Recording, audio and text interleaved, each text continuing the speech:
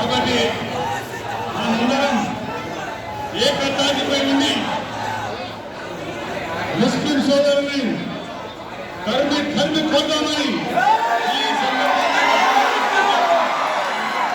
మంచితనానికి మంచితనం లేదంటే చెడుతనం చూస్తారు.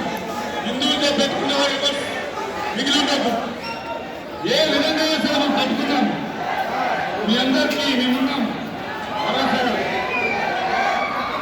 ఈ యొక్క